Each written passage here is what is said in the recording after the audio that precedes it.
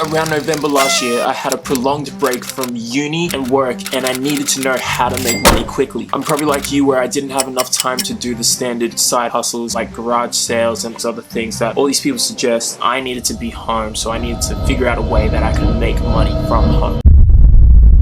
I wasn't able to leave to be able to go and create that sort of income. This is where I remembered dropshipping. Flash back to the start of COVID, I tried to do dropshipping and I failed at that miserably. I'd recently lost my job and I tried to use that as like a last resort to try and stay afloat. I watched plenty of videos on it and I saw that all these young teenage guys, young 20-ish old people like myself at the time, starting to do this thing called dropshipping and making millions of dollars. I wanted a taste of that success. For me, that wasn't really the case. I remember using my last $100 to pay for some influencers to promote my product, and I was trying to sell these fake AirPods which didn't actually go well at all. I remember paying 2 to 3 people to promote this product, and I remember getting a handful of people to my store. To me, I think they had fake numbers. That's probably my first downfall. My plan was to get a little bit of money up and try and start promoting more people to promote my product. I didn't get anything back in return. It was looking very, very dire for me. If I got a little bit of money up, I was going to try and run more paid ads. This is 2020, COVID was popping off. I remember thinking sell masks to people. Masks were getting sold for like $20 a pop at the time.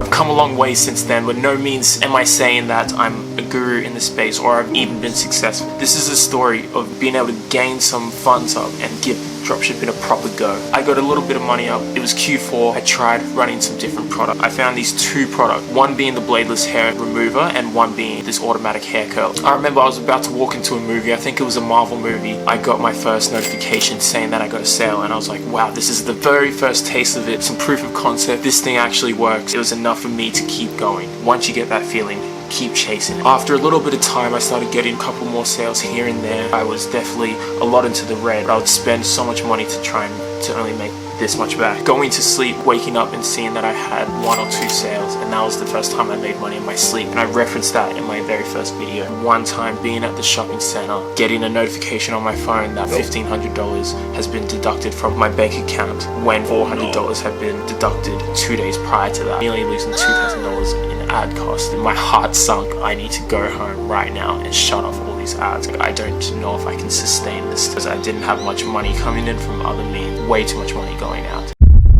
Everyone talks about solving a problem and a wow factor. I found this little anxiety reliever, and this is when I started getting some sales. This was the first little bit of success that I had in this space. Just after Christmas, made $600 in sales in one day. I was so sure that that day I was going to make $1,000 in sales. I didn't quite get there. I never got an opportunity to try and scale this product up. This is mistakes that other beginners make. I was making these exact same mistakes. I think if I had tailored some things differently and tried to change up the site a little bit rather than just changing the description, I've seen other YouTubers use that exact same product and they were able to scale it up to $13,000. I know that is something that works. At the time, didn't understand what ad fatigue was. I wish I knew. After a certain amount of time, money that I was getting back in was getting less and less each day. Using that product was the first time I had broken over $1,000 in sales in that week. Bit over $2,000 in sales before I really just dialed it back because of that TikTok ad fatigue. Another mistake. Since early January, I've been on the hunt for another product where I can get another taste of that. I've tested all these different winning products that other people on YouTube are trying, definitely tailored my ads better, trying these different marketing angles, trying different offers, using Pagefly templates and creating better looking,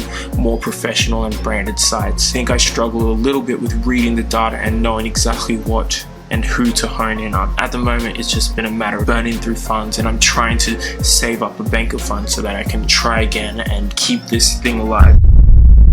I want to say is, for a person that's listening behind this, keep persisting, keep going. You're going to get there in the end. I know that I'm going to get there. Have that faith. Have the faith that I believe in. You can do it as well. Just know that you and I, we can get there together. I'm not going to be afraid to try and share my secret if I find some secrets. I'm all about everybody trying to eat. Hope that all you that are watching it can be a part of this journey. One piece of advice, which is a mistake I made, is do not get emotionally attached. Don't make that mistake. Otherwise, you're going to get that $1,500 thing deducted out of your account too. Anyway, thank you all for listening to my story, and if you would like to subscribe, I would love that tremendously for more information and more journeys and challenges that are in this dropshipping space. If you want to find out how I did when I tested Nathan Nazareth's latest winning product video, click on this video right here. This is another video you might like.